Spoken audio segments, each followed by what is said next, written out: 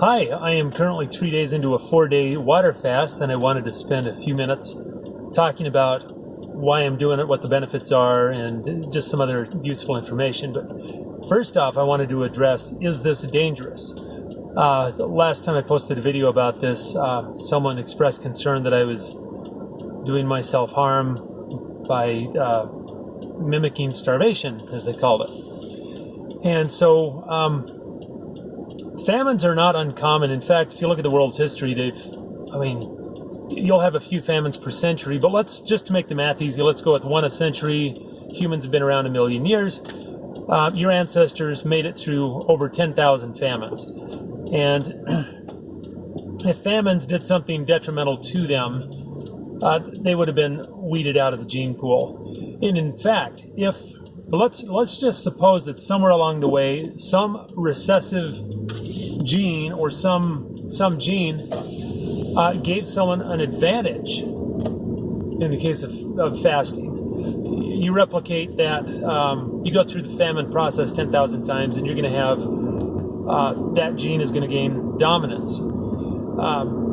So bottom line is, if you're alive today, it means that your ancestors were ideally suited for a famine. Otherwise, they would have died off and would have been replaced by people who were ideally suited for famines. But here you are, which means you're one of them. So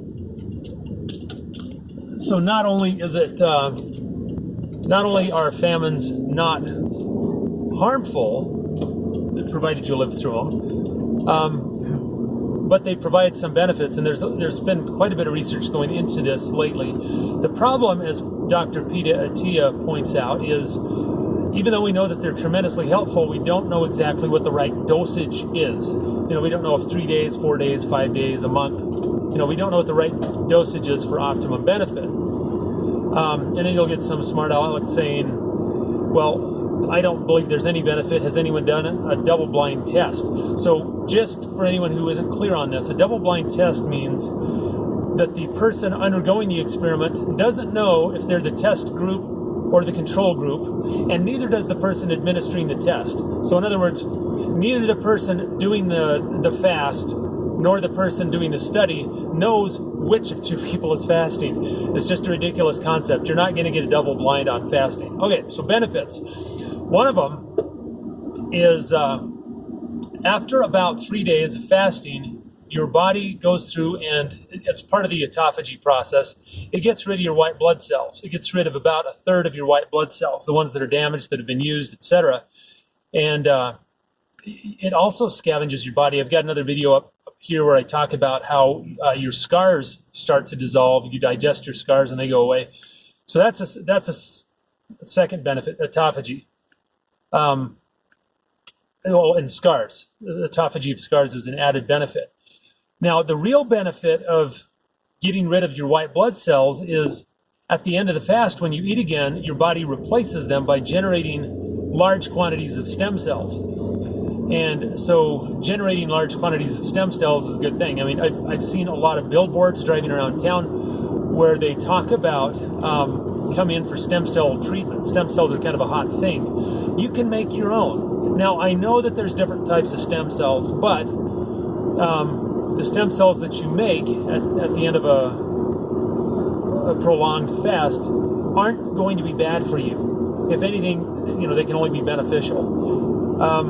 Now, it's a lot easier to do one of these fasts. By the way, I'm about 72 hours into it right now, but it's a lot easier to do one of these things if you're low carbohydrate, because then you are less likely to get hungry. Hunger is caused by carbohydrates and insulin and their interplay between the two of them. And so if you go low carb for a week before you do an extended fast, it's really not that tough. The hard part is staying hydrated, because you get rid of sodium, even though you're not. So you have to take in sodium, otherwise the water. Otherwise, you don't retain enough water. Your body likes to have a nice, consistent concentration of sodium in your blood, and if you're losing sodium, it'll say, "Whoa, we got to back the water off, or we're going to end up with blood being too diluted." So you've got to manage sodium levels. So I'll a couple times a day, I'll have a like half teaspoon of salt in a cup of water while I'm drinking it, or I'll eat a bouillon cube or something. Anyway, that's about it. If you want me to check in more often, like at the end of 4 days. By the way, recovery meal, I've got a video on that. What do I eat at the end of 4 days? I don't really talk about why, but that's the recipe that I follow. That's it. Like, subscribe, all of that, and we'll talk to you later.